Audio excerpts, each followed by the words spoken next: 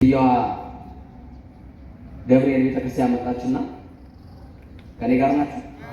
የሷ የምታገለግልበት ወይም ደግሞ የምታስቀድስበት የምትገለገልበት ደብ እመቤታችን አንድ ቀን ወደ ቅዱስ ገብርኤል ቤተክርስቲያን በጣም ቢከፋት የሰው አሽሙር አላስቀምጥ ሲላት ወደ ቅዱስ ገብርኤል ቤተክርስቲያን እንደገባች እንባዋን መቆጣጠር አልቻለችምና ገና ከቤተ መቅደሱ ከውጭኛው በር ጀምራ እየተንደረደረች እያለቀሰች መጣች።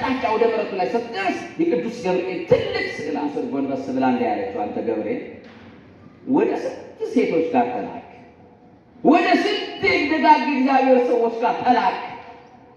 እግዚአብሔር ጸሎትን ሰማ አልካቸው። 9 ዓመት በትዳሬ ተምንባ አለቀስኩኝ።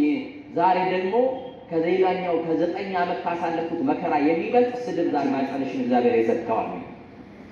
አንቺ ባድማቶች በቀሎ እግዚአብሔር የተወሻሉ ባክህን የዛሬው ልቅሶዬን የዛሬው ምሬቴን የዛሬው ልመናዬን ወደ አምላክ አድርስልኝና እኔም እንደ ሰው ሲልጎም መተድጋሚ ደስተኛ ደስ ይበልሽ። እግዚአብሔር በልጅ ሊሸልምሽ ነው፣ ወንድ ሊሰጥሽ ነው፣ ሴት ሊሰጥሽ ነው። ደስ ይበልሽ ተወልደሽ ነገር የመጨረሻ ጸሎቴ ነው አለችና እንባዋን እንዲየጠረገች ስዕሉ ላይ ትቀባለች። እኔ ጋር ናቸው። ከዛ እንዳለች ደሃ ነኝ፣ ምስኪን ሴት ነኝ፣ የምሰጥህ ገንዘብ እንኳን የለኝም። ወንድ ልጅም ይሁን ሴት ልጅ ከሰጠኸኝ ግን ልጁን አንጥቼ ቤተ መቅደስ ክርስትና አስነሳልሃለሁ አለች። ሳናውቀው በጣም ብዙ የተስተካከሉልን ነገሮች ግን ለእግዚአብሔር ግን የረሳናቸው በጣም ብዙ ነገሮች አሉ። ከእግዚአብሔር የቀማህ እግዚአብሔር ሰጥቶም ከእግዚአብሔር የቀማህ በአፋችሁ ተናገር። ታማችሁ እያለ የዛሬን ማረን ብላችሁ እቺን ቀን ካሳለፍክልኝ እንዲያደርግልሃለሁ እያለ ጊዜ እንድትሄድ አይደለም እኮ ክርስትና ካልሰጥላ ካልሰጣችሁኝ አልሰጥም ይላል። እሱንም እንኳን የሚያመጡት በጭቅት የተወሰነ ሰው። እቺ ሴት እንደዚህ ነገረችና ሄደች። ለእግዚአብሔር ነው የነገረችው፣ ለቅዱስ ገብርኤል ነው የነገረችው። ምን ወለደች? እዚህ ሱባኤ ላይ የመጣችው እመቤታችንን እየለመናችሁ እና ልጁ 40 ቀን ክርስትና የሚነሳበት ጊዜ ደረሰ። የሚሰድቧት የሚጠሏት በጣም ብዙ ነገር የስድብ ቃል የተናገሯት ሰዎች ሁሉ ዛሬ አፍረው እንኳን ማርያም ማረችሽ እያሉ ለመታየ አገልጋይ ነው። የማን አገልጋይ? በእግዚአብሔር ፊት የሚቆም መልአክ ነው። የሰውን ልመና ወደ እግዚአብሔር ያደርሳል። ከእግዚአብሔር የተላከውን ደግሞ ለሰው ልጆች እግዚአብሔር እኮ አየሽ፣ እግዚአብሔር እኮ ጎበኘሽ፣ እግዚአብሔር ቀና ሊያደርግሽ ነው፣ እግዚአብሔር ከስብራትሽ ሊጠግንሽ ነው። ተረሳት ቀርም እግዚአብሔር አስቦሃል። ተንቀህ አይቀርም፣ ወድቀህ አይቀርም፣ እግዚአብሔር ሊያነሳህ ነው። ያንተ ዘመን ደርሷል፣ ያንተ የጸሎትን ውጤት የምትቀበልበት ዘመን ደርሷል እያለ ለብዙዎች የተስፋ መቁረጣቸው ቀን የሚደርስላቸው መልአክ ገብርኤል ይባላል። ተስፋ ቆርጠናል፣ እያለቀስን ነው የምናድረው። መሽተን እስክንነጋ ከቤታችን ያልተፈታው ችግር ያስለቅሰናል።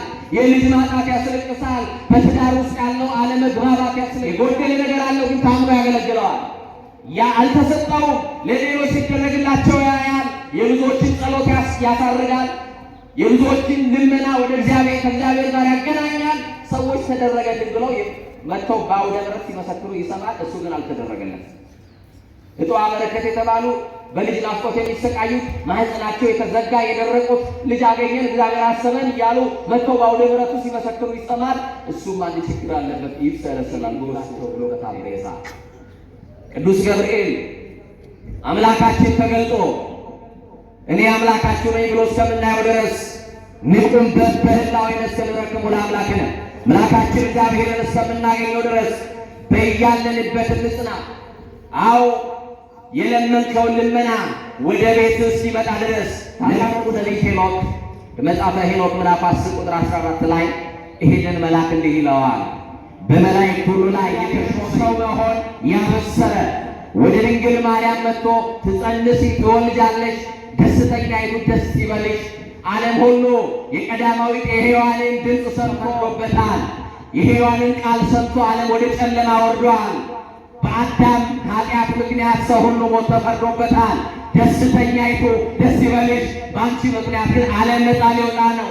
በአንቺ ምክንያት ያዘነው አዳም ሊጽናና ነው። ደስተኛይቱ እመቤት ደስ ይበልሽ። ብስራት ደስ አይልም? ደስተኛይቱ እናንተ ደስታ የራቃችሁ ለድንግል ማርያም ደስታን ያበሰረው መልአክ በቤታችሁ ደስታን ይዞላችሁ ይሉታል። ደስተኛይቱ ደስ ይበልሽ ብሎ ያበሰራት የሰላም መልአክ ይባላል። መልአከ ሰላም ሆኖ ወመላከ ኪዳኑ የኪዳን መልአክ ነው ቅዱስ ገብርኤል። መልአከ አድኅኖ መልአከ ብስራት እያለን ቅዱስ ገብርኤል የሚያጸና የሚያጽናና መልአክ የሁሉ አባት ነው። ገብርኤል የሚደርስ ነው። ከዓይን ጥቅሾ ከነፋስ ቀድሞ የሚደርስ መልአክ ነው። ታዲያ ወደ ዘካርያስ እንዴት ተላከ ካላችሁ ሁለቱም በጌታ ትእዛዝና ሕግጋት ያለ ነቀፋ እየሄዱ በእግዚአብሔር ፊት ጻድቃን ነበሩ ይለናል። ጻድቃን ነበሩ በማን በእግዚአብሔር ፍርሃት ወይም በፈሪሃ እግዚአብሔር ነበሩ ይለናል። ባልና ሚስት ከምን ይቀዳሉ? 16 ቀን ለማልቀስ የተሰበሰባችሁ አንዳንዶቻችሁን በርትታችሁ 3 ሱባኤ 21 ቀን ልትለምኗት ይመጣል። እጣውን አንዱ ከነዚህ ቀናት ውስጥ አንዱ ቀን የእናንተ እጣ ይነሳል። የእድልሽን እጣ ታነሻለሽ። የስራህን እጣ፣ የትዳርህን እጣ፣ የልጅህን እጣ፣ የጤንነትህን እጣ፣ ያለቀስክበትን ነገር እግዚአብሔርን ባላያብስልህ ተረኛ ሆነ መቅደስ ስትገባ እጣ አውጥተህ ትገባለህ። ቤተክርስቲያን ያለው ጸሎትህ ተሰምቶልሃልና አትፍራ አለው። ደስ ይበላችሁ። ዛሬም ይሄ መልአክ ወደ እኛ በራሳችን ላይ ይደፋልን፣ በማያኖሩ ሰዎች መካከል የሚያኖረን፣ ወጥተን እስክንገባ ተኝተን እስክንነሳ የማይለየን፣ በአደባባይ የነበረው ታሪካችን በጓዳ ይከተተልን፣ ያየብንን ያላሳየብን፣ የሰማብንንም ያላሰማብን፣ ገመና ሸፋኝ ጓዳ ከታች ከባት ያበሳ የሆነው የድንግል ማርያም ልጅ መድኃኔ ዓለም ኢየሱስ ክርስቶስ ስለ ቸርነቱ፣ ስለ ጠብቆቱ፣ ስለ በዛው ፍቅሩ ክብርና ምስጋና አምልኮና ውዳሴ ለገናናው ስሙ ይሁን። እጅግ የተወደዱ አባታችን አባ ጴጥሮስ የዚህ ታላቅ ቤተ መቅደስ የስብከተ ወንጌል ክፍል ኃላፊ፣ አባቶቼ አበው መነኮሳት፣ ካህናት፣ የቤተ መቅደሱ አገልጋዮች ካህናት፣ የቤተ ክርስቲያን የጀርባ አጥንት የምትሆኑ የሰንበት ትምህርት ቤት ወጣቶች፣ በዛሬው ዕለት በዝማሬ ለአገልግሎት የተጋበዘው ወንድማችን ዘማሪ ሊቀ መዘምራን ዲያቆን በኃይሉ፣ የተከበራችሁ የልዑል እግዚአብሔር ቤተሰቦች፣ በወደደን ባከበረን በሰላማችን ራስ በኢየሱስ ክርስቶስ ስም ሰላም እላችኋለሁ። እንደምን ዋላችሁ? እንደምን ዋላችሁ? አሜን። ቸርነትና ምሕረቱን ከኛ ያላራቀ ይቅር ባይ የሆነ አምላካችን ቅዱስ እግዚአብሔር ስሙ ለዘላለም የተመሰገነ ይሁን። ለቃል ርደት ለሥጋም ዕርገት መሰላል የሆነች የአዲስ ኪዳን ኪሩብ ከሰማይ የረቀቀች ዳግሚት ሰማይ በቀደመ ልመናዋ ፍጥረት የምታስምር አዛኝ የጻድቃን ወዳጅ የኃጥአን አማላጅ እናታችን አማላጃችን መመኪያችን በረሃብ ዘመን በልተን የጠገብንባት መሶባችን ድንግል ማርያም፣ በጥማት ዘመን ጠጥተን የረካንባት ጽዋችን ድንግል ማርያም፣ ልብሳችንም ጉርሳችንም ድንግል ማርያም፣ ዘመዳችን ወገናችን ድንግል ማርያም፣ የምንመረወዝባት በጥራ ሃይማኖታችን ድንግል ማርያም፣ ገነት መንግሥተ ሰማያት የገባንባት በራችን ድንግል ማርያም፣ የሕይወት እንጀራ የቀረበባት አማናዊት መሶብ ድንግል ማርያም፣ ከፍ ከፍ ያልንባት መታያችን ድንግል ማርያም፣ በደቂቀ አዳም በልዑላኑ በትሑታኑ በሰማይ በምድር በገነት በመንግሥተ ሰማያት በዚህም ዓለም ውድስት የሆነች የኢየሱስ ክርስቶስ እናት ድንግል ማርያም መርገመ ሥጋ መርገመ ነፍስ የሌለባት በረከተ ሥጋ በረከተ ነፍስ እያማለደች የምታሰጥ ሥላሴ ክብር የክብር ክብር ያጎናጸፋት ከመንጸፈ ደይን ወደ ገነት ከሞት ወደ ሕይወት ከሐሳር ወደ ክብር ከትሕትና ወደ ልዕልና የወጣንባት መሸጋገሪያችን የክፉ ቀናችንም አምላክ ስሟ የተመሰገነ ይሁን። ኧረ ስሟ የተመሰገነ አሜን። አጨበጨባችሁላት። በቃ በደንብ አለልን። እኔማ አስታርቃችኋለሁ ብዬ ነበረ። እንግዲህ ምን እንደሚከተል ታውቃላችሁ። ብንታረቅ አይሻልም? እስቲ አስታርቂኝ ብለው አስታርቂኝ።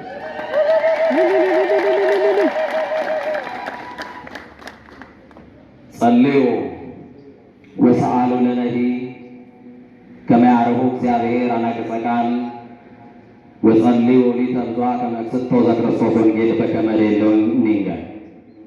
ጌታችን አምላካችን መድኃኒታችን ኢየሱስ ክርስቶስ በገለጠልን መጠን የራሳችንና የዚህን ዓለም ከንቱ ወሬ በማውራት ጊዜን እንዳላባክን መንፈስ ቅዱስ ጉባኤያችንን ሊቆጣጠርልን የእናንተን ጆሮ በጆሮአችሁ የምትሰሙትን ቃል በልባችሁ ሰሌዳ ላይ ይመዝግብላችሁ።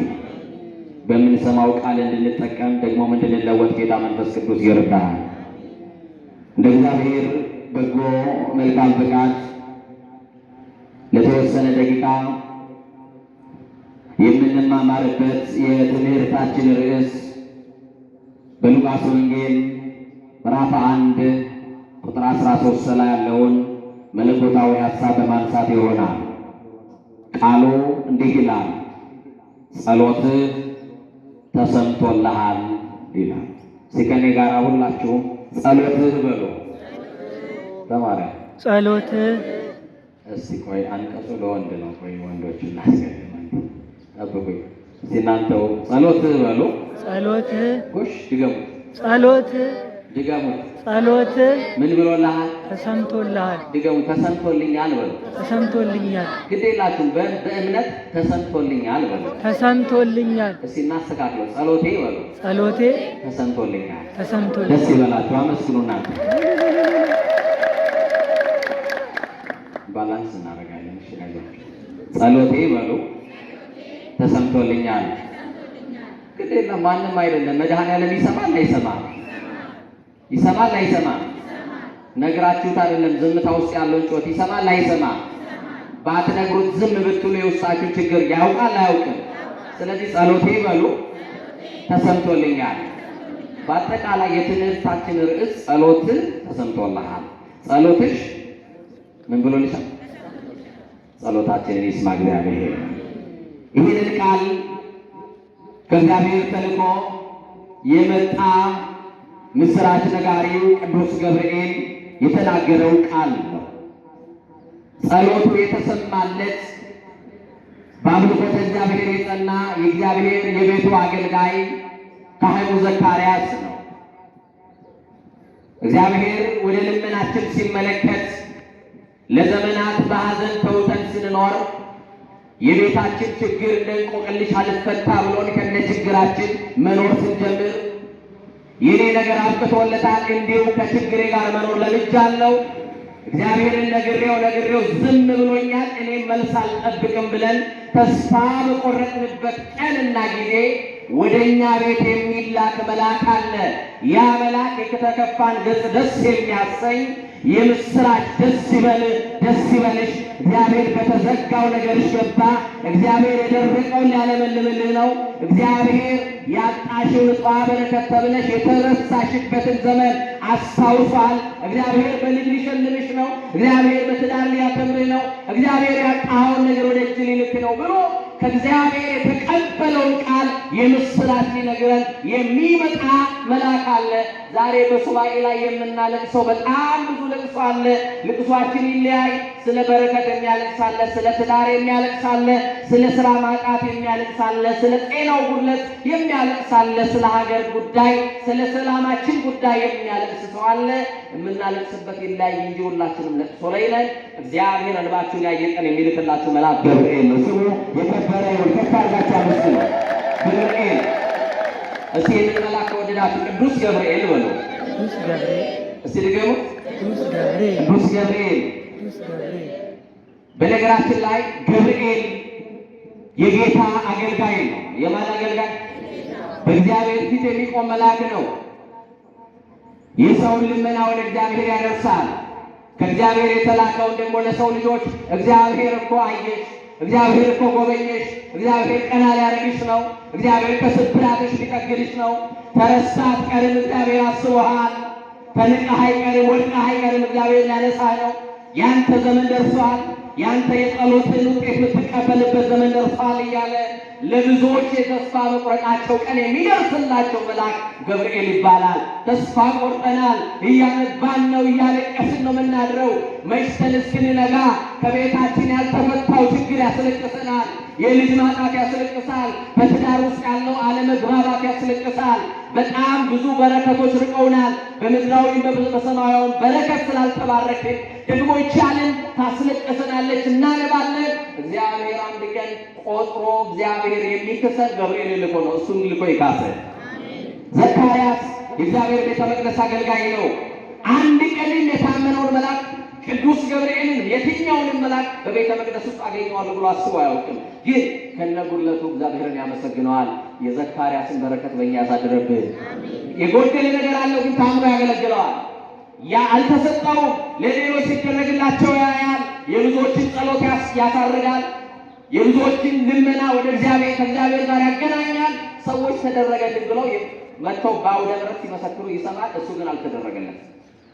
እጦአ በረከት የተባሉ በልጅ ናፍቆት የሚሰቃዩት ማህፀናቸው የተዘጋ የደረቁት ልጅ አገኘን እግዚአብሔር አሰበን እያሉ መጥተው በአውደ ምሕረቱ ሲመሰክሩ ይሰማል። እሱም አንድ ችግር አለበት፣ ይብሰለሰላል በውስጡ። እኔንም እንደናንተ አንድ ቀን እግዚአብሔር ይጎበኘኛል ይላቸዋል። አንድ ቀን ሚስቴን እግዚአብሔር መሰደቧን ያርቅላታል። አንድ ቀን እኛ ቤት ልጅ እንደ ሌሎች ቤት ልጅ ይቦርቅበታል። አንድ ቀን እስቲ አንድ ቀን ነው ማምላክ ምስክሬ፣ አንድ ቀንማ እግዚአብሔር ይባርካል። እንዲህ ሆነ ተረሳ አትቀርም። ከዘመድ መካከል ከሰው መካከል ተፈጥራችሁ ሰዎች ይጠሏችሁ፣ ባልንጀሮቻችሁ አብረዋችሁ የተማሩ ዛሬ ጥሩ ፖዚሽን ላይ ስለሆኑ በመንገድ ላይ ሰላምታ እንኳን የነፍጓችሁ ሰዎች ይኖራሉ። አንድ ቀን ነገር ይገለበጥና እናንተን እየመጡ ደጅ የሚጠኑበት ዘመን ሊመጣ ይችላል።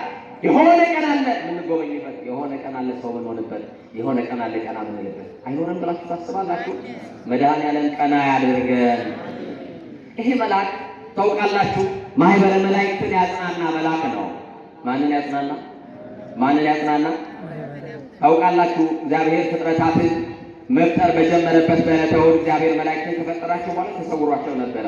መኑ ፈጠረና፣ ማን ነው የፈጠረን? ማን ነው ያስገኘ? ሰሪያችን ጌታችን አምላካችን እንገዛለት እንሰግድለት ማን ነው ባሉ ሰዓት ዲያብሎስ በትዕቢቱ እኔ ነኝ ብላቸው ብሎ በታበየ ሰዓት ቅዱስ ገብርኤል አምላካችን ተገልጦ እኔ አምላካችሁ ነኝ ብሎ እስከምናየው ድረስ ንቁም በህላዊነት እስከምንረክሙ ለአምላክነ አምላካችን እግዚአብሔርን እስከምናገኘው ድረስ በያለንበት እንጽና። አዎ የለመንከውን ልመና ወደ ቤት እስኪመጣ ድረስ ነገሮች እስኪስተካከሉላችሁ ድረስ አባታችን እየባረኩን ነው። በረከታቸው ቡራኪያቸው አይለን፣ ጸሎታቸው አይለን። ባላችሁበት ተቀመጡ። እግዚአብሔር ያክብራችሁ። አሜን በሉ። የቤተ ክርስቲያን አምላክ ያክብራችሁ። የአበው አምላክ ያክብራችሁ። እግዚአብሔር ከሁላችን ጋር ነው እና ቅዱስ ገብርኤል ምንድን ነው ያለው? ማህበረ መላእክትን አምላካችንን እስከምናገኘው ድረስ ምን እንበል? በሃይማኖት እንጽና አለ። እኛንም መድኃኔዓለም በሃይማኖት ያጽናል፣ በሃይማኖት ያጽናል፣ በምግባር ያጽናል። ስለዚህ በረዳትነቱ የታወቀ መልአክ ነው ገብርኤል። በረዳትነቱ በሎ ረዳት አጣን ለምትሉ እግዚአብሔር የሚረዳ መልአክ ይላክላችሁ።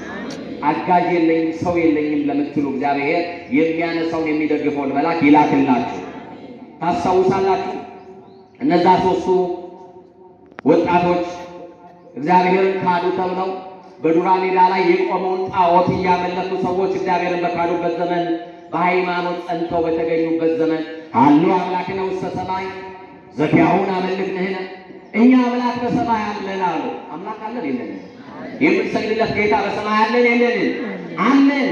አሉ አምላክነ ውስተ ሰማይ፣ በሰማይ ጌታ አለን፣ በሰማይ አምላክ አለን። ስለዚህ ለእሱም ሰግዳለን። ዘኪያሁን አመልክንህነ፣ የምናመልከው በሰማይ አለ። አየህ፣ በሃይማኖት መጽናታቸውን እግዚአብሔር ባየ ሰዓት እግዚአብሔር እንዳልካዱ እሳቱን ባልፈሩ ሰዓት ሞት ሳያስደነግጣቸው እግዚአብሔርን በማመን በጸኑ ሰዓት እግዚአብሔር ከነደደው እሳት ሊያተርፋቸው የላከላቸው መልአክ ቅዱስ ገብርኤል ነው። ዛሬም እየነደደ ያለውን ያለ መግባባትና የጦርነት እሳት ይሄ መልአክ ያጥፋል። ታላቁ ነቢይ ሄኖክ በመጽሐፈ ሄኖክ ምዕራፍ 10 ቁጥር 14 ላይ ይሄንን መልአክ እንዲህ ይለዋል፣ በመላእክት ሁሉ ላይ የተሾመ ይለዋል። በማን ላይ? በመላእክት ሁሉ ላይ የተሾመ መልአክ ይለዋል። በአበቦችም ላይ በገነትም ላይ በጻድቃን በኪሩቤል ላይ የተሾመ ከከበሩ መላእክት አንደኛው ገብርኤል ነው ይለናል ሄኖክ በመጽሐፉ። ገብርኤል የአርባብ የአስሩ ነገዶች አለቃ ነው። ገብርኤል መልአከ ራማ ነው። የራማ መልአክ እንለዋለን። ከሦስቱ ሀገረ መላእክት በአንደኛው ራማ በተባለው ሰማይ የሚኖር መልአክ ነው። የወልደ እግዚአብሔርን ሰው መሆን ያበሰረ ወደ ድንግል ማርያም መጥቶ ትጸንሲ ትወልጃለሽ፣ ደስተኛይቱ ደስ ይበልሽ፣ ዓለም ሁሉ የቀዳማዊት የሔዋንን ድምፅ ሰምቶ የሞት ፍርድ ተፈርዶበታል። የሔዋንን ቃል ሰምቶ ዓለም ወደ ጨለማ ወርዷል። በአዳም ኃጢአት ምክንያት ሰው ሁሉ ሞት ተፈርዶበታል። ደስተኛይቱ ደስ ይበልሽ፣ በአንቺ ምክንያት ግን ዓለም ነፃ ሊወጣ ነው። በአንቺ ምክንያት ያዘነው አዳም ሊጽናና ነው። ደስተኛይቱ እመቤት ደስ ይበልሽ አላት። የድንግል ማርያም ብስራት ደስ አይልም? ደስተኛይቱ እናንተ ደስታ የራቃችሁ ለድንግል ማርያም ደስታን ያበሰረው መልአክ በቤታችሁ ደስታን ይዞላችሁ ይሉታ። ደስተኛይቱ ደስ ይበልሽ ብሎ ያበሰራት የሰላም መልአክ ይባላል። መልአከ ሰላሞሙ ወመልአከ ኪዳኖሙ የኪዳን መልአክ ነው ቅዱስ ገብርኤል። መልአከ አድኅኖ መልአከ ብስራት እያለን ቅዱስ ገብርኤልን እንጠራዋለን። ገብርኤል የሚያጸና የሚያጽናና መልአክ ነው። የሁሉ አባት ነው ገብርኤል። ፈጥኖ የሚደርስ ነው። ከዓይን ጥቅሻ ፈጥኖ ከነፋስ ቀድሞ የሚደርስ መልአክ ነው። ታዲያ ወደ ዘካርያስ እንዴት ተላከ ካላችሁ ከኔ ጋር ናችሁ? በብሉይ ኪዳን የሚያገለግሉ ካህናት ዕጣ ሲደርሳቸው ብቻ ነው ወደ ቤተ መቅደስ የሚገቡ። ምን ሲደርሳቸው? እስቲ ማገልገሌ በሉ እናንተ ብቻ።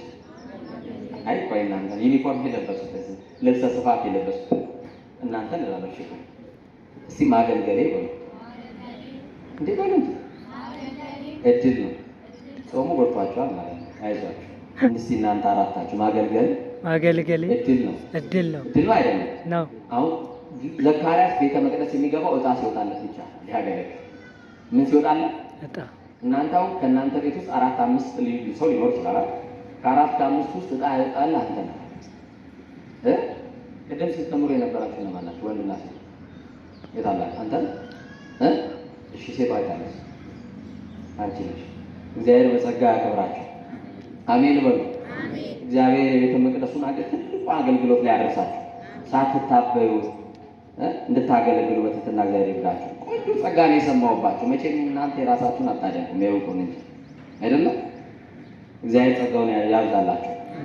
አሁን የእናንተ ማገልገል እድል ነው። የእናንተ መገልገል እድል ነው። ወይስ ተውት፣ ሌላውን ማገልገላችን ተውት። እዚህ መገኘታችን ምንድነው?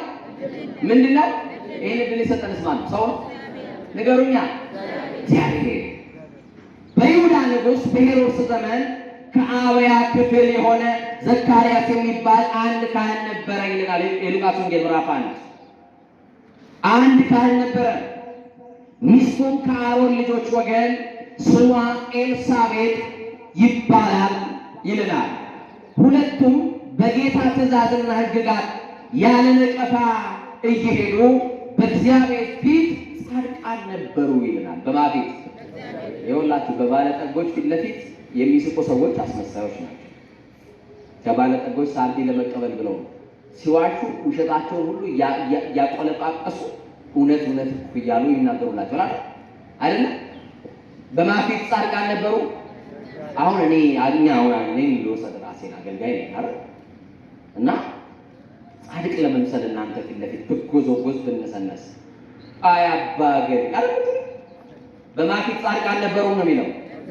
ንገሩኛ። ጽድቀ ምግባራቸውን በሃይማኖት እግዚአብሔር አይቷል። ለምን ካላችሁ ካህኑ ዘካርያስ ከነነቀፌታው ነው የሚያገለግለው። መጽሐፉ የሚለው ያለ ነቀፌታ ነበሩ ነው የሚለው። ከቤተ መቅደስ ሲወጡ ግን የሚነቀፍበት ነገር ነበረው። ምን ካላችሁ ባለመውለዱ። በብሉይ ኪዳን ያልወለዱ ሰዎች ሕጧ በረከት ይባላል። እንደውም ባሎች ለሴቶች እድል ፈንታ እንኳን አይሰጧቸውም ነበር። አያችሁ፣ ያልወለደች ሴት መከራዋ ብዙ ነው። ገበያ እንኳን መውጣት አትችልም። የሚሰድባት፣ የሚረግማት፣ የሚያሽሟጥጥባት ሰው ይበዛል። እና የሚገርመው ወኮኑ ክልኤሆሙ ጻድቃን ወፈሪሃነ እግዚአብሔር ነው የሚለው። ሁለቱም ጻድቃን ነበሩ። በማን? በእግዚአብሔር ፍርሃት ወይም በፈሪሃ እግዚአብሔር ነበሩ ይለናል። ባልና ሚስት ከምን ይቀዳሉ? አሜን። ከምን? ከአንድ ይገርማል። ዘካርያስ ቤተ መቅደስ ሲገባ ኤልሳቤጥ ደግሞ በውጭ ሆና ጸሎት ታደርጋለች። ያ ሁሉ ሰው እያሽሟጠጠባት፣ ያ ሁሉ ሰው አቤት ታውቁታላችሁ የኛ ምላስ። ሴትዮዋ ገብርኤል ቤተክርስቲያን መጣችና ከኔ ጋር ናችሁ? የእሷ የምታገለግልበት ወይም ደግሞ የምታስቀድስበት የምትገለገልበት ደብር እመቤታችን አንድ ቀን ወደ ቅዱስ ገብርኤል ቤተክርስቲያን በጣም ቢከፋት የሰው አሽሙር አላስቀምጥ ሲላት ወደ ቅዱስ ገብርኤል ቤተክርስቲያን መጣች። እንደ ገባች እንባዋን መቆጣጠር አልቻለችምና ገና ከቤተ መቅደሱ ከውጭኛው በር ጀምራ እየተንደረደረች እያለቀሰች መጣች። ወደ ምሕረቱ ላይ ስትደርስ የቅዱስ ገብርኤል ትልቅ ስዕል አለ። ስዕሉ ስር ጎንበስ ብላ እንዲህ ያለችው፣ አንተ ገብርኤል ወደ ስንት ሴቶች ጋር ተላክ፣ ወደ ስንት ደጋግ እግዚአብሔር ሰዎች ጋር ተላክ። እግዚአብሔር ጸሎትን ሰማ አልካቸው። 9 ዓመት በትዳሬ ተምንባ አለቀስኩኝ። ዛሬ ደግሞ ከሌላኛው ከ9 ዓመት ካሳለፉት መከራ የሚበልጥ ስድብ ዛሬ ተሰደብኩ። አንቺ ማይጠንሽን እግዚአብሔር የዘጋዋል። አንቺ ባድ ማቶች በቀሎ እግዚአብሔር የተወሻሉ። እባክህ የዛሬው ልቅሶዬን፣ የዛሬው ምሬቴን፣ የዛሬው ልመናዬን ወደ አምላክ አድርስልኝና እኔም እንደ ሰው ሲልጎም መተድጋሚ ደስተኛ ደስ ይበልሽ። እግዚአብሔር በልጅ ሊሸልምሽ ነው፣ ወንድ ሊሰጥሽ ነው፣ ሴት ሊሰጥሽ ነው። ደስ ይበልሽ፣ ተወደድሽ፣ ነገር በቃ የመጨረሻ ጸሎቴ ነው አለችና እንባዋን እንዲህ እየጠረገች ስዕሉ ላይ ትቀባለች። ከኔ ጋር ናቸው። ከዛ እንዳለች ድሃ ነኝ፣ ምስኪን ሴት ነኝ፣ የምሰጥህ ገንዘብ እንኳን የለኝም። ወንድ ልጅም ይሁን ሴት ልጅ ከሰጠኸኝ ግን ልጁን አምጥቼ ቤተ መቅደስ ክርስትና አስነሳልሃለሁ አለች። ሰማችሁ? አዎ። አንዳንድ ቀን እንደው በስሜት ሆናችሁ የምትሳሉትን ማስታወሻችሁ ላይ ተመዘገባለሁ። ሳናውቀው በጣም ብዙ የተስተካከሉልን ነገሮች ግን ለእግዚአብሔር ግን የረሳናቸው በጣም ብዙ ነገሮች አሉ። ከእግዚአብሔር የቀማህ እግዚአብሔር ሰጥቶን ከእግዚአብሔር የቀማህ በአፋችሁ ተናገሩ። ታማችሁ እያለ የዛሬን ማረን ብላችሁ እቺን ቀን ካሳለፍክልኝ እንዲያደርግልሃለሁ እያለ ልክ እግዚአብሔር እንደ ከረሜላ ማባቢያ የምንሰጥ ሰዎች አሉ። ጊዜ እንድትሄድ አይደለም እኮ ክርስትና ካልሰጥላ ካልሰጣችሁኝ አልሰጥም ይላል እግዚአብሔር። ንገሩኝ እንጂ እንደው አሁን እንደው በትልልቅ ንግስ ላይ ወይም በትልልቅ ገዳማት ላይ እኔ የምሰጠው ስለሌለኝ እግዚአብሔር ራሴን ሰጥቻለሁ ብሎ ራሱን ብጻፍ አድርጎ የሰጠ ሰው ሰምታችሁ ታውቃላችሁ? ንገሩኝ አለ። ይህ የኪሳችን ሳንቲም ወርወር አድርገንለት ከዛ በኋላ ስለተሳካልን ዞር እሱንም እንኳን የሚያመጡት በጭቅት የተወሰነ ሰው። እቺ ሴት እንደዚህ ነገረችና ሄደች። ለእግዚአብሔር ነው የነገረችው፣ ለቅዱስ ገብርኤል ነው የነገረችው። ወደ ቤቷ ሄደች። እግዚአብሔር አስባት። 5-6 ወር በኋላ ሰውነቷ ላይ ለውጥ አለ። ሆዷ እየጨመረ መጣ። ባሏ ግራ ገባው። ባለ ያለችው ይሄ ልጅማ በአይኔ ወልጄ ሴትም ይሁን ወንድ ማየት አለብኝ፣ የሚሰልጉኝ ሰዎች እንዳያዩኝ። እየሰማችሁ በቃ ሰው ሲመጣ የሚፈልገኝ ሲመጣ ገበያ ወጣለች፣ የሆነ ቦታ ወጣለች እያልክ ንገርልኝ፣ እስከ ሞልድ ድረስ እንደበቃለች። እግዚአብሔር እስኪያደርግላችሁ ለምን ድብቅ አትሉም? አንዳንድ ቀን ድብቅ ለምናችሁት እግዚአብሔርን አንዳንድ ቀን ሲብስባችሁ ተደብቃችሁ ትመጡ የለ ጭር ባለ ሰዓት መታችሁ ታለቅሱ የለ። ስጦታውን ዛሬ በአደባባይ ማስነገር ለምን ወደዳችሁ? ድብቅ ብላችሁ እንደነገራችሁ ድብቅ ብላችሁ ሰጣችሁ አትሄዱ ነበር? ካልተጨበጨበላችሁ ስጦታ አይመስላችሁ ማለት ሞንታሮ ውስጥ ይቀደድ ድረስ እና ይገርማል። ይቺ ሴት ነግራ ሄደች። 6 ወራት አለፈ። የመውለድ 9 ወር ጨርሳ የመውለጃዋ ወራት ላይ ወንድ ልጅ ወለደች። ምን ወለደች? እዚህ ሱባኤ ላይ የመጣችሁ እመቤታችንን እየለመናችሁ ኢየሱስ ክርስቶስን እየተማጸናችሁ ያላችሁ ምእመናን እግዚአብሔር ይጎበኛችኋል። ተስፋ አታድርጉ። የግድ ሱባኤው ሲያልቅ መልስን ብላችሁ እንዳትጠብቁ። በእኔ ጊዜ አይደለም እጠብቃለሁ፣ በአንተ ጊዜ መልስልኝ በሉት። እሺ የአምላክ እናት እኔ ሰው ነኝ፣ ቸኩላለሁ። በእኔ ቀን እንደማትመልሽ ያውቃለሁ። ልጅሽ በኔ ቀን እንደማይሰራ አውቃለሁ። ልጅሽ በራሱ ቀን እንዲሰራልኝ እንዳይዘገይብኝ ብቻ ንገሪኝ በላት ለድንግል ማርያም። ደጇ ወድቆማ የለመናትማ መልስ ግን እንዲሁ ትተዋለች ይመስላችኋል? ድንግል ማርያም አትተው ድንግል ማርያም። እስቲ አትተይን በሏት። እንደው አዛኝቷን አትተይን በሏት። እና ልጁ 40 ቀን ክርስትና የሚነሳበት ጊዜ ደረሰ። የሚሰድቧት የሚጠሏት በጣም ብዙ ነገር የስድብ ቃል የተናገሯት ሰዎች ሁሉ ዛሬ አፍረው እንኳን ማርያም ማረችሽ እያሉ ለመጠየቅ መጡ። እግዚአብሔር የመሰደባችሁን ዘመን አሳልፎላችሁ የሰደቧችሁ ሊመርቁ እናንተ ቤት ድረስ ይመጣሉ። ከስድብ የተነሳ ከሰፈር ያራቋት እኮ ነች። እያችሁ ስድብ ፈርታ መንደሩን ለቃላቸው ትኖር ነበረ። ዛሬ ግን የሰደቧት ሰዎች ፈልገዋት ቤት ድረስ መጥተው እንኳን ማርያም ማረችሽ አሏት። አያችሁ አንድ ቀን እንካሳለን ያልኳችሁ ለዚህ እና 40ኛው ቀን ላይ ክርስትና እንደ ነገር ይነሳ። ቤተሰቦቿ ሀሳብ ሰጡ። ማርያምም ገብርኤልም ቤተክርስቲያን ነው። ስለዚህ ይሄ ቃል መነሳት ያለበት የት ነው አሉ? ማርያም ነው አሏት። ቤተክርስቲያን እውነት ነው አቲ ናት አይደል? የተሳለው ስለዚህ ይረሳል አይረሳም። እሷ ግን ረስታ እውነት ነው ቤተክርስቲያን አንዲት ናት አለችና ቅዱስ ገብርኤል ቤተክርስቲያን መውሰድ የነበረባትን ሕፃን ድንግል ማርያም ቤተክርስቲያን አመጣች። ሕፃኑ ክርስትና ተነሳ። ገብረ ሥላሴ ወልደ ሥላሴ ኃይለ ሥላሴ ተብሎ ስመ ክርስትና ሰማያዊ ዜግነት አግኝቶ ወደ ቤተ መቅደስ ገባ። የዛች እናት ባልንጀራዋ ጓደኛዋ ሕፃን አቅፋ ቅዳሴውን ላይ ቆመዋል። አብረው ነጭ ልብሳቸውን ለብሰው እንታውቃላችሁ። ክርስትና ቁርባን ላይ የመጀመሪያ ማን ነው ንገሩኝ? ክርስትና ማለት ስለዚህ ካህናቱን ገጡ። ክርስትናው ይቅደም አምጡ ተባለ። ያቺ ሴት ልታቆርብ ወደ ካህኑ ጠጋ ስትል ግለጩ እንጂ አላት። ልክ ሲገልጽ ልጁ ተኝቷል መሰለኝ እፍፍ በይው አላት። እፍፍ ቢሉትም ልጁ አይሰማም። ለካስ ልጁ ሞቶባታል። ካህኑ ይደነግጡና እጃቸውን ልከው ሰውነቱን ቢዳስሱ ልጁ ሙቀት የለውም ቀዝቅዟል። እናት ቆማ የልጇን ሞት በቤተ መቅደሱ ሰማች። ዘካርያስ ቆሞ ልጅ ታገኛለህ የተባለው ቤተ መቅደስ ነው። ይቺ መታ የለመነችው በአውደ ምሕረት ነው። ልጅ ያገኘችው በቤተ መቅደስ ነው። ልጇ ልታሰሳ ሞታ ደግሞ የልጇ መርዶ በቤተ መቅደስ ሰማች። ሞቷል ታላ ምን ብሏል? እስቲ በሉ ጠላት እንዲህ ነው ያረጋይ። ያንተ ነገር አጥቷል፣ ያንቺ ነገር እንደዚህ ነው ያ ከእግዚአብሔር የተቀበልነው ነገር ራሱ እንዳንጠቀም ያቺ እናት እንባ የተናነቃት አባቴ ካህኑ የኢየሱስ ክርስቶስ ደም ነው፣ የኢየሱስ ክርስቶስ ሥጋ ነው፣ የሞተን እንደሚያድን አምናለሁ። ይሄ ልጅ ሞቶ አይደለም ተኝቶ ነው፣ ምክንያቱም ጥፋቴን አውቀዋለሁ። ወደ ዘካርያስ ተልኮ መጥቶ ዘካርያስ ትወልዳለህ እያለው ገብርኤል እየነገረው ዘካርያስ የገብርኤልን ቃል ባልተቀበለ ሰዓት ይሄን ነገር በዓይንህ ስታይ ድረስ ዲዳ ትሆናለህ እንዳለው የገብርኤልን ቃል በልቼ ነው አውቀዋለሁ። ግድ የለም ቅዱስ ደሙን በጣትህ ጠምተህ የልጄ አንደበት ላይ አፉ ላይ ብቻ አስነካልኝ ልጄ ይነሳል አለች። ይሄ እምነት አላችሁ? አሁን እናንተ ይሄ እምነት አላችሁ? ይሄ እምነት አለ? ወደ ሙሉ ኢየሱስ ክርስቶስ ያነጻን እምኩሉ ኃጣውኢነ የኢየሱስ ክርስቶስ ደም ከኃጢአት ሁሉ ያነጻናል ይላል አይደል?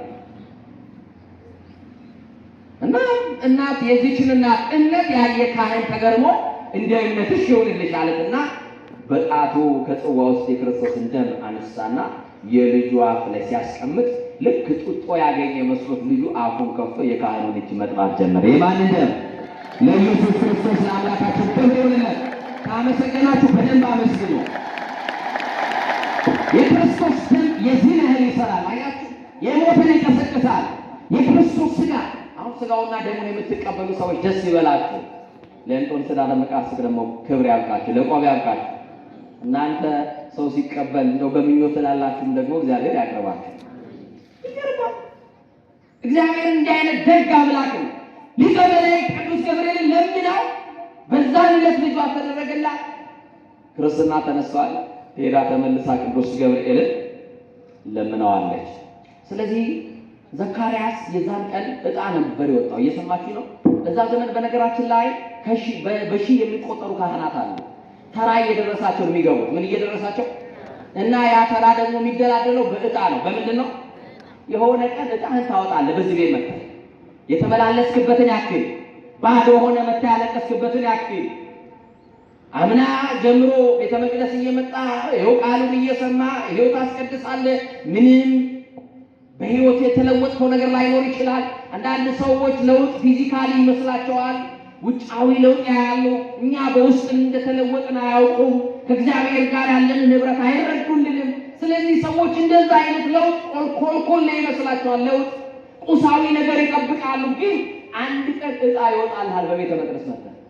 ዘካርያስ አገለግላለሁ ብሎ አልጠበቀም። ዕጣ ከወጣልኝ አገለግላለሁ፣ ካልወጣልኝ በውጭ ሆኜ እግዚአብሔርን አምልኬ ወደ ቤት እመለሳለሁ። በቃ ይዛል። እስከ እርጅና ድረስ ግን ልጅ የለውም ዘካርያስ። አያሳዝንም? እስከ እርጅና ድረስ እስከ ሽበት ድረስ ሚስቱ ኤልሳቤጥ የመውለጃዋ ወራት ሁሉ አልፎ ነበረ።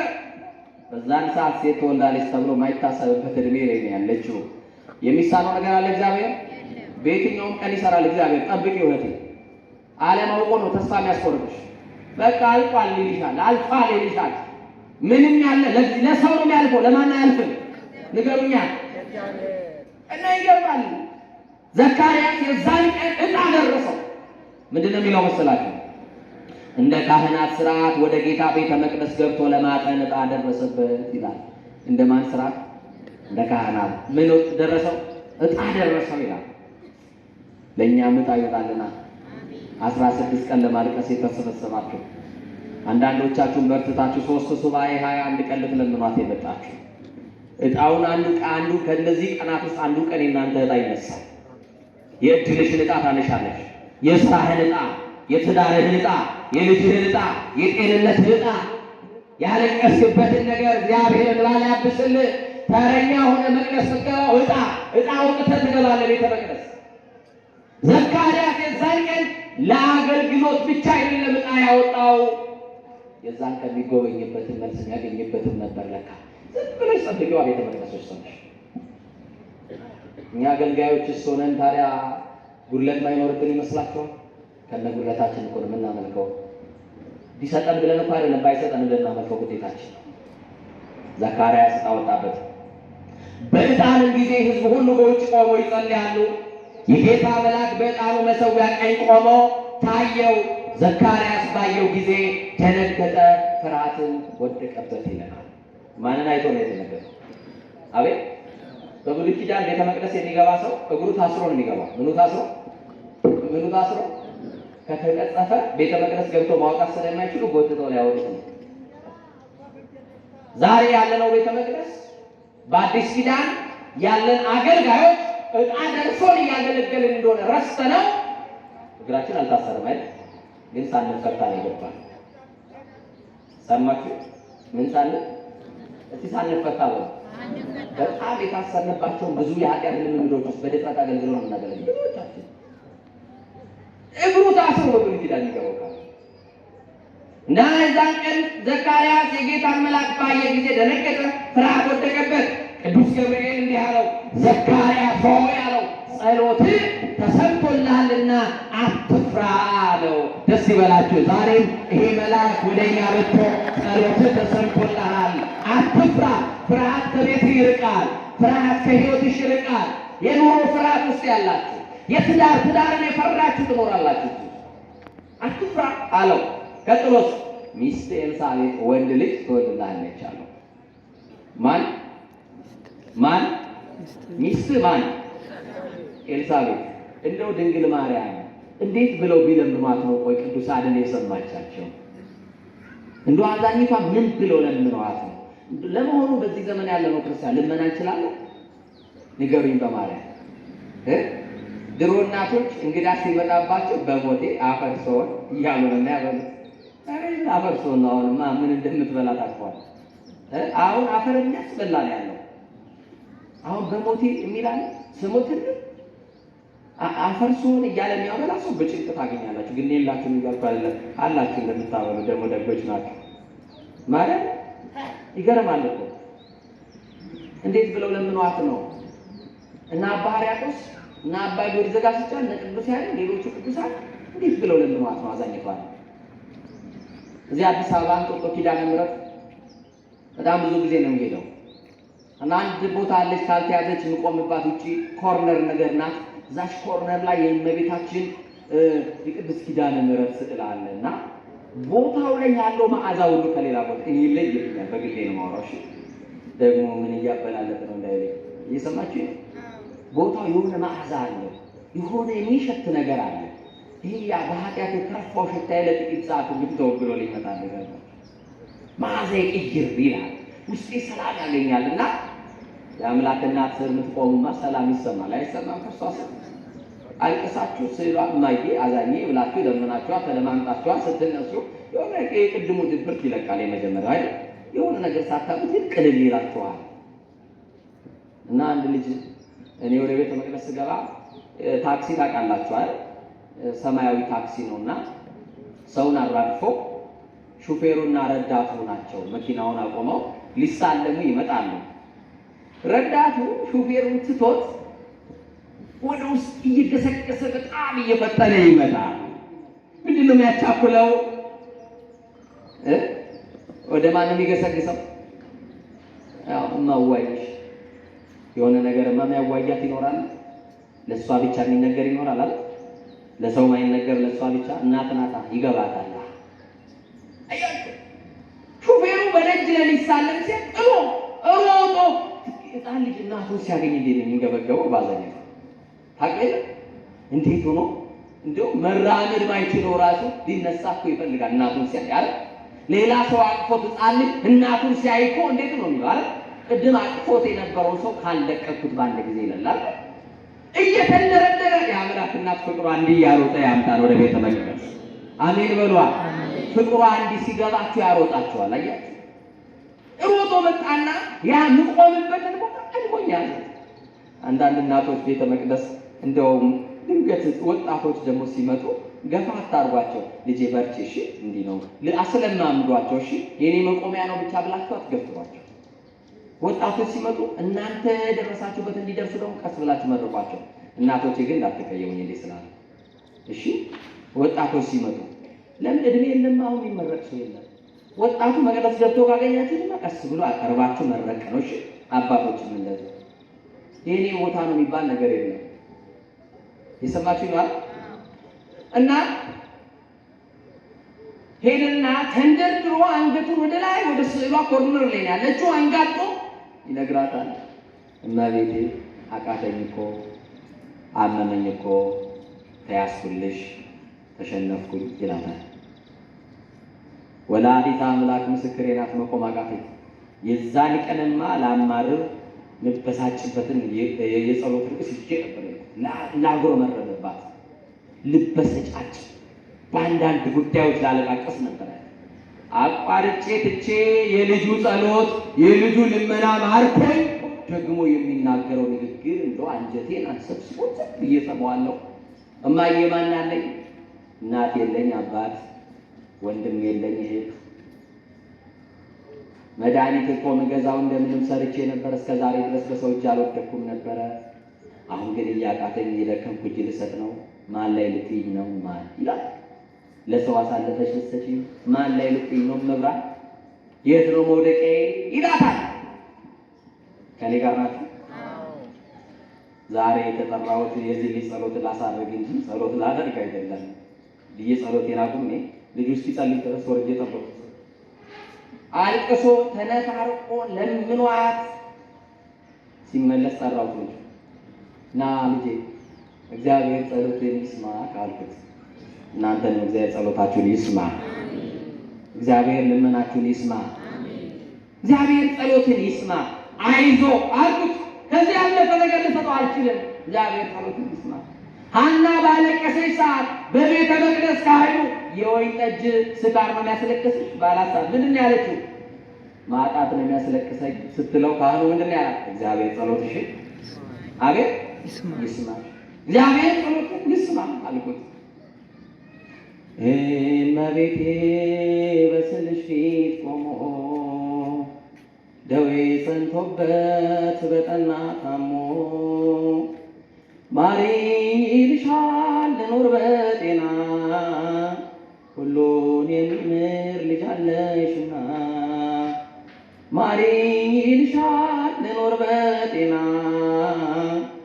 ፍጥረት የሚምር ልጅ አለሽና ደግፊ ልቆም እንዳልሰበር ከዓለም ገብቼ በዚያው እንዳልቀር የኃጢአት አሮር ያተወለደኝ ጎስቋላው ልጅሽ ምልጃሽ ያቁመን፣ ምልጃው ያቁመን። እግዚአብሔር ጸሎትን ምን ይበል? ገብርኤል መጣና ዘካርያስን ጸሎት ተሰምቶልሃልና አትፍራ፣ ሚስት ኤልሳቤጥ ምን ትወልዳለች? አረ ምን ትላለች? ወንድ ልጅ ትወልድልሃለች፣ ስሙንም ዮሐንስ ትለዋለህ። ማን ትለዋለህ? ማን ትለዋለህ? ዮሐንስ ደስታና ተድላ ይሆንልሃል ካለ በኋላ ወብዙኃን ይትፌስሑ በልደቱ በመወለዱ ብዙዎች ደስ ይላቸዋል። ዮሐንስ ሲወለድ የኤልሳቤጥና የዘካርያስ ብቻ ደስታ አይደለም ማለት የብዙ ሰዎች ደስታ ነው። ዮሐንስ እንደ ዮሐንስ የተባረከውን ይስጣችኋል። የደስታችሁ ምዕራፍ በቤታችሁ የሚከፍተውን ዮሐንስን ይስጣችሁ እግዚአብሔር። አሁን ዘካርያስ ማመን አልፈለግም። የሰማችሁ ለምን? አርጅቷል፣ ሸምግሏል። የልጅ ጥያቄው ቆሟል። ቆየ ከቆመ ኤልሳቤጥ ወጣት እያለች በቤተ መቅደሱ ብዙ ቀናት አልቅሶበታል። ይህ ጉዳይ አሁን ፋይሉ ተዘግቷል። የተዘጋውን ደግሞ እግዚአብሔር መክፈት እኮ ይችላል፣ ያውቃል። ዘካርያስ የሚያመልከው የሳራን አምላክ ነው፣ የአብርሃምን አምላክ ነው፣ የሐናን አምላክ ነው። ለብዙዎች መካንነታቸውን ረስተው በልጅ የባረካቸው እግዚአብሔር የሚያመልኩት የቅዱሳን አምላክ ነው። እግዚአብሔር የሚያመልከው የተለየ አምላክ አይደለም። ግን ዘካርያስ እንዴት ብሎ ይመን? ገብርኤል ምንም ጭቅጭቅ አልፈለገም። የሰማችሁ ነው። እኔ በእግዚአብሔር ፊት የምቆመው ገብርኤል ነኝ አለ። ማስረጃ ነው አይደለም? ማስረጃ ነው አይደለም?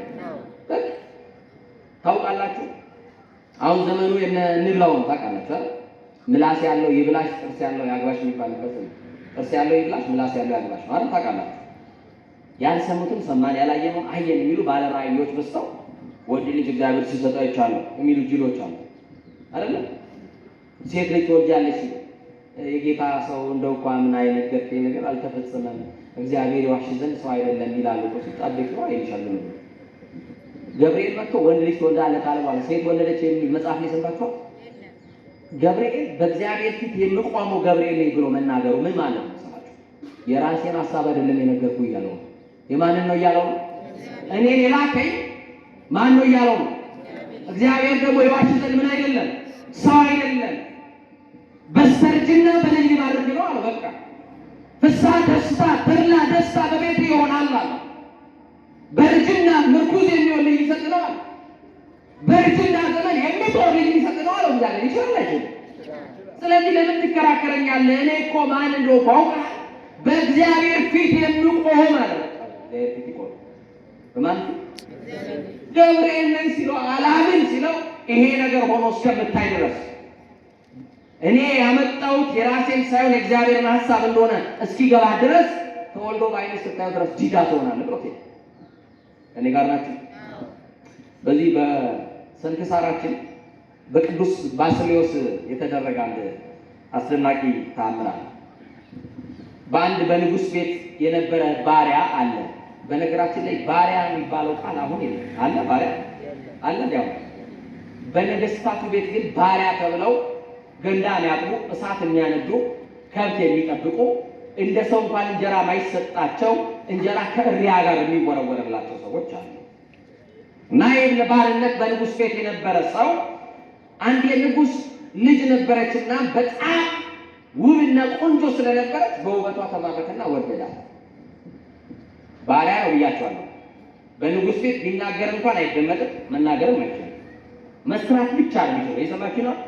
ማገልገል ብቻ ነው የሚችለው። ግን የንጉሡን ልጅ ወደዳት እና በጣም በፍቅሯ ሲቃጠልና ሲጎዳ ጊዜ አንድ ክፉ ባልንጀራ ሄደና አማከረ። ምን ብሎ?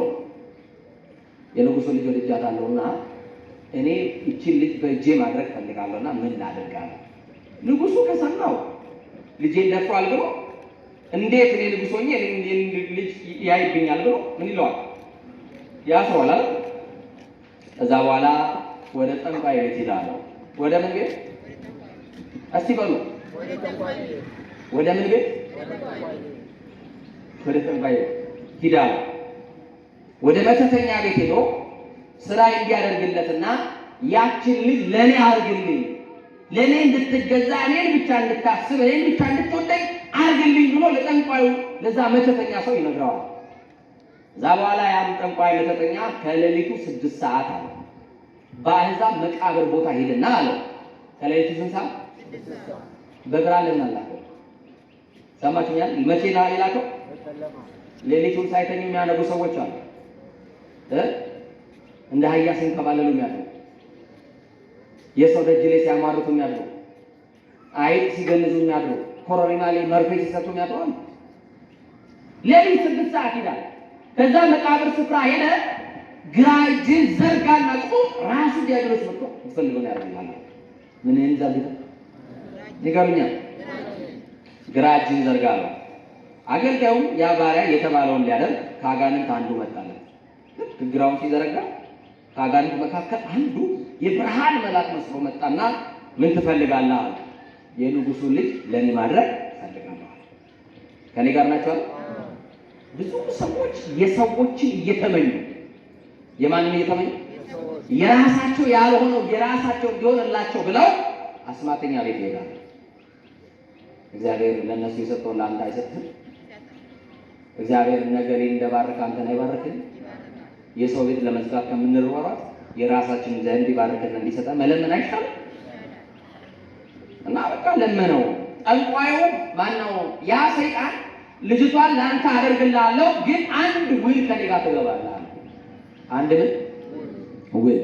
ምንድነው ውሉ አለ። እስክሪፕቶ እንካ፣ ይሄ ወረቀት እንካ፣ ክርስቶስን ክጄዋለሁ፣ እኔ ያንተ አገልጋይ ነኝ ብለህ ጻፍልኛል። የሰማችሁ ይሆናል። ምድራዊውን ሰጥቶ አሳይቶ ሰማያዊውን ይቀማል። ዲያብሎስ ክፉ ነው። እሺ አለና ልጅቷን ስለወደዳት ያ ከሚቀርብኝ ብሎ ክርስቶስን ምን ብዬዋለሁ? ክጄዋለሁ። ስለዚህ ከአንተ ጋር ምንድን ነኝ አለ? ያንተ አገልጋይ ነኝ፣ ያልከኝን ሁሉ ፈጽማለሁ፣ ለኔ ጌታዬ አንተ ነህ ብሏል። የዕዳ ጽሕፈቱን በእጁ አልሰጠውም። እንዴት አደረገና ወደ ሰማይ ሄደ። በማግስቱ ምን እንደተፈጠረ ታውቃላችሁ? ቤተ መንግስቱ ታወከ፣ ተበጠበጠ። የንጉሱ ልጅ አምጡልኝ ያንን ባሪያ፣ እሱ ካላየው እንጀራ አልበላም እያለ ቤተ መንግስቱ ከባድ ችግር ተፈጠረ። ሰማችኝ አይደል? በቃ አምጡልኝ እዛ ንጉሱ አረባ ይስተዋራኩ ባሪያ እንዴት? አንቺ እኮ የንጉስ ልጅ ነሽ፣ አንቺ እኮ ልጅ ነሽ እንዴት ይላታል። እሱ ካልመጣ እንግዲያውስ ራሴን አጠፋለሁ ስትል አባትና እናቷ ልጃችን ራሷን ከምታጠፋና ልጃችን ከምናጣ ባሪያውን ጠርተን ብናጋባት ይሻለናል አሉና ተጠርቶ መጣ። ባሪያው ምንድነው ሲል አረ ያቺ የንጉስ ልጅ አንተን ወዳ እሱን ካላመጣችሁ ራሴን አጠፋለሁ እያለሽ ነው ተባልና ከኔ ጋር ናቸው። አጋቧቸው፣ ተጋብቶ መኖር ጀመሩ። ወላጆቿ ግን ስለዚች ልጃቸው ዝም ማለትን አልመረጡም። ሁልጊዜ ጸልያለሁ። ስለ ልጆቻችሁ ጸልዩ ወላጆች። አሁን አንዳንድ እናቶች አባቶች የልጆቻችሁን ሁሉ ጓደኛ በስም የማታውቁ አላችሁ። ልጆቻችሁ ከማን ጋር እንደሚውሉ ሁሉ ካታውቁ ማለት ምን አይነት ጓደኛ እንዳላት፣ ምን አይነት ጓደኛ እንዳለው፣ መንፈሳዊ ነው ዓለማዊ ነው ጤናማ ነው አይደለም የሚለው እንኳን አታውቁ። በጓደኛ ጸባያቸው የተቀየረ በተለይ ከ15 ዓመት በኋላ ልጆቻችሁ የእናንተ ገንዘብ ሆነው እንዲቆዩላችሁ ከፈለጋችሁ ውሏቸውን በደንብ ወቁ። ጓደኞቻችሁን በስም ጭምር ወቁ። እና ወላጆቿ ለሌት የተነሱ ይጸልያሉ። ጌታ አምላክ የመድኃኒቴ ኢየሱስ ክርስቶስ ሆይ ይህቺ ልጃችን በስለት በጸሎት ያገኘናት አንዲት ልጃችን ነች። እንግዲያው ባሪያ ወዳ ባሪያውን አጋብተናታል። ግን እንዴት ልትወደው እንደቻለች ይሄ ነገር ተሰውሮብናልና ግለጥልን እያሉ መጸለይ ጀመሩ። በዚህ ሱባኤ የሆነ የተሰወረባችሁ ነገር እዚያ እንዲገልጥላችሁ የነገራችሁት ነው አይደል? የኔ ነገር ሁሉ በቃ ስውር አለብኝ፣ እንደ መጋረጃ ተሸፈነብኝ፣ የምጀምረውን ሁሉ አልጨርስም፣ የምሞክረው ነገር ሁሉ ይከሽፍብኛል፣ አንድ ስራ ጀምሬ አይሳካልኝም፣ ተዋዋለሁ፣ የትዳር ጀምራለሁ፣ ትዳሩ አይቀጥልም፣ ይቋረጣል፣ ደግሞ ልጅ የለኝም፣ ደግሞ ጤና የለኝም፣ ደግሞ የሆነ ነገር በጣም ብዙ አይነት ጥያቄዎች አሉ። ብቻ ተሸፍኖብን፣ ብቻ ተጋርቶብን እግዚአብሔር የተጋረደውን ይግለጽልን። እዛ አንድ ቀን ባሏን ጠራችው፣ ቁጭ አደረገችውና ልጅ እንዲህ አለችው። ለመሆኑ አለችው ቤተ ክርስቲያን ሄደህ ተሳልመህ ታውቃለህ አለችው። ያውቃል? ማን ትጃለው ብሏል? መልሱልኝ። ክርስቶስን ትጃለው ብሏል። እናንተ ቤተ ክርስቲያን ሄደህ ታውቃለህ አለችው። ኧረ አላውቅም። ቤተ ክርስቲያን ሄደህ አታውቅም? አዎ አላውቅም። ቅዱስ ሥጋው ክቡር ደሙን ተቀብለህ አታውቅም? እስከ ዛሬ ተቀብዬ አላውቅም። ደነገጠች። በዚህ ሰዓት የሰማችሁ ስታለቅስ ድጋሚ እንዲህ ብላ ጠየቀች። እባክህን እንዳትዋሸኝ፣ ለምን ቤተ ክርስቲያን እንደማትሄድና ቅዱስ ሥጋው ክቡር ደሙን እንደማትቀበል ብቻ ማወቅ ፈልጋለሁና ንገረኝ አለች። ምን አላት? አንቺን በጣም ወደድኩና ወደ አንድ ጠንቋይ ሄድኩኝ። ጠንቋዩ ደግሞ ወደ መቃብር ልኮኝ ግራ እጅህን አንሳና ሰይጣን ይመጣልሃል አለኝ። ግራ እጄን እንዳነሳው የብርሃን መልአክ መስሎ ሰይጣን ወደ እኔ መጣ። የምትፈልገው ምንድን ነው ሲለኝ አንቺን እንደምፈልግ ነገርኩት። እንግዲያውስ በዚህ ወረቀት ላይ ክርስቶስን ክጃለሁ ለአንተ እገዛለሁ ብለህ ፈርም አለኝ። አስፈረመኝ። የሰማችሁ ነው። እንግዲያውስ አለ አሁን አንተ ብተው በነፍስ ትጎዳለህ፣ ቢያንስ እንኳን ከእግዚአብሔር ላስታርቅህ ካለችውና ወደ ታላቁ ሊቅ ወደ ቅዱስ ባስልዮስ ይዛው ሄደች። እኔ ጋር ናቸው። ወደ ቅዱስ ባስልዮስ ከእግሩ ስር ወድቃ አለቀሰች። ቅዱስ ባስልዮስ እንዲህ አላት፣ አይዞሽ በእግዚአብሔር ዘንድ ሁሉ ቀላል ነው፣ ሂጂና ባልሽን አምጪው አላት። በእግዚአብሔር ዘንድ እስቲ ሁሉ ቀላል ነው። ሁሉ ምንድን ነው? ቀላል ነው። ከገባንበት ጨለማ ውስጥ እግዚአብሔር ማውጣት ይችላል አይደል? ሰይጣን ምን ያርጎ ያሰራረዋል መሰላችሁ? ደብዳቤውን ያሳየዋል። የሰማችሁ ልክ ወደ እግዚአብሔር ቤት መሄድ ሲያስብ ደብዳቤውን ያሳየዋል። አንተ ማንን ክዳል ይለዋል። ማንን? ክርስቶስ። ስለዚህ እንደዛ እያደረገ እያስፈራራው ከእግዚአብሔር ቤት ለይሞታል። ቅዱስ ባስልዮስ ግን አምጪው አላት። እሷም ወደ ቅዱስ ባስልዮስ ወሰደችው። ቅዱስ ባስልዮስ እንዲህ አለ፣ አንተ አለ። አዎ እኔ ነኝ አባቴ። ከ40 ቀን በኋላ ተመልሰሽ ነይ፣ እሱ እኔ ጋር ይቆያል። ስንት ቀን? በደንብ የተከታተላችሁ? ስንት ቀን ይቆይ? 40 ቀን በኋላ አንቺ ጋር አይመጣም፣ እኔ ጋር ይቆይ። አንቺ ሂጂ። ከስንት ቀን በኋላ ነይ? 40 ቀን በኋላ። ከዛ በኋላ በሰይጣን ባርነት የተያዘውን ያንን ሰው ወደ ራሱ በዓት አስገባውና በጣም ትንሽዬ ዋሻ ናት። ወደዚህም ወደዚህም ለማለት እግር ለመዘርጋት ለመተኛት የሚመች አይደለም። እንደገቡ ዋሻዋ የምታቆም ብቻ ነው። የሰማችሁ ነው። በአራቱም አቅጣጫ መስቀል አተመበትና ዋሻውን ዘግቶ በየሶስት ቀን እየመጣው ጠይቃለሁና ዝም ብለን ስለ ኃጢአት አልቀሳል። ስለምን አልቀስ? ስለምን? ስለ ኃጢአት። ቅዱሱ ስለዛ ሰው መጋደል ጀመረ፣ መጸለይ ጀመረ፣ ማልቀስ ጀመረ። በሶስተኛው ቀን መጣና ዋሻውን ከፍቶ እንዴት ነህ ልጄ አለ። ያ ሰው እንዳለ ታውቃላችሁ? አባቴ አጋንንት አሰቃዩኛል። ወጣቶች አላሰቃየንም? አልተሰቃየንም በአጋንንት? ማን አሰቃየኛል? አጋንንት አሰቃዩኛል። አይዞህ ብሎ ወጣ። አሁንም ከ3 ቀን በኋላ ሲመለስ ስንት ቀን ሆኖ ማለት ነው? ነገሩ 6 ቀን። በስድስተኛው መጣና ልጄ አሁንስ እንዴት ነህ አለው። አባ ስቃዩ ቀረልኝ፣ ግን ደብዳቤውን እያሳየኝ ነው ሰይጣን። ምኑ ቀረልኝ? ይኸው 3 ቀን ተለምነዋል። ሰይጣን 3 ቀን ጾምን ሊያቋርጥ ይታገላል። ሰማችሁኛል? 3 ቀን ቅዳሴ ሊያቋርጥ ይታገላል። ሳይነጋ እንዲሰማ የረሃብ ስሜት እንዲሰማ፣ ጨጓራ የሌለብሽ ጨጓራ ስሜት እንዲሰማ፣ እንዲያዞርሽ እንዲያቆለውልሽ፣ ይሄ ነገር ደም ማነስ ሳይሆን አይቀርም ሐኪም ቤት እንዲህ ያደርጋችኋል ሰይጣን። 3ኛው ቀን ግን እንደምንም ከታገላችሁ ከ6ኛው ቀን ስትደርሱ ስቃዩ ምን ብሎላችኋል? ንገሩኛ። ግን ስቃዩን ቀቅ እንጂ ያቺ ደብዳቤ አለች። አያችሁ? ግን ደብዳቤውን እያሳየኝ ነው አለ። በርታ፣ አሁን ጸልይ። ከ3 ቀን በኋላ ምን ብዬ እመጣለሁ? ተመልሼ እመጣለሁ። 3 ቀን ቆይቶ ሲመጣ ስንት ቀን ሆነው ማለት ነው? አቤት ልጄ እንዴት ነው አሁንስ አለው። አባቴ ምስጋና ለፈጣሪ ከአካባቢ ሲርቁ እያየኋቸው ነው አለ። አሁንም ዲያብሎስን ፈታኙን ከአካባቢያችን ያርቅልን፣ ከመንደራችን ያርቅልን፣ ከቤታችሁ ያርቅላችሁ፣ ከትዳራችሁ ያርቅላችሁ። ሲያርቅልኝ አየሁት አለ። አሁንም ምን አሉ? ገና ነው። ስለዚህ ምን በል በርታ። በስንት ቀን ውስጥ ነው? በስንት ቀን ውስጥ? አሁን ጾም ከጀመረ ስንት ቀን ሆናል? ዛሬ ስንተኛ ማለት ነው? ወረፋቸው እንዲህ በማለት ስንት ቀን? 10 ቀን። ስለዚህ ከአካባቢያችን ምን ብለዋል ማለት ነው? አረ ክብር ለመድኃኔዓለም። ጠላትን ከአካባቢያችን ያርቅልን። የናዝሬቱ ተስፋ የማርያም ልጅ ክርስቶስ ያርቅልን። አሁን ከ3 ቀን በኋላ እመለሳለሁ አለ። ከስንት ቀን? 9 ላይ 3 ጨምሯል። አቤት አሁን በ12ኛው ቀን ምን የምትሰሙ ይመስላችኋል? እንደው መልአክ ቢመጣ ደስ አይላችሁ? የምስራች ከስራትን ፈታው፣ ጠላት የተበተበውን ትብታ ፈታውልን፣ አስማተኛ የቋጠረውን ፈታውልሽ የሚል የምስራች የያዘ የሚፈታ መልአክ ቢመጣ ደስ አይላችሁ? የሚፈታው መልአክ ይምጣልን። ከታሰርንበት እስራት የሚፈታ መልአክ ይምጣልን። እንዲህ አለ። በኢየሱስ ቀኑ እየተመላለሰ ለ13 ጊዜ ተጠየቀ። ከዛ በ39ኛው ቀን በስንተኛው ቀን? ለ40 ቀን ስንት ቀን ሲቀረው? በ40ኛው ቀን ደግሞ ማን ትመጣለች? አቤት ሚስቱ ትመጣለች። ከዛ በ39ኛው ቀን ምን አየክ ልጄ ዛሬ ደግሞ አለው። አጋንንት ከእግር በታች ሲወድቁልህ በጸሎት አየዋል። ኧረ በተክልዬ ጸሎት አጋንንት ከእግራችን በታች ይጣልልኝ። በሰማይቷ በቅድስት አርሴማ ጸሎት እግዚአብሔር አጋንንትን ከእግራችን በታች ይጣልልኝ። የአስማተኛን ኃይል ያርክልልኝ። የመተተኛን ኃይል ያርክልልኝ። የአጋንንትን ማህበርተኞች ኃይል ያርክልልኝ። ከእግር በታች ሲወድቁልህ ስንት ቀን ጸልዮ? ለምን ደከማችሁ?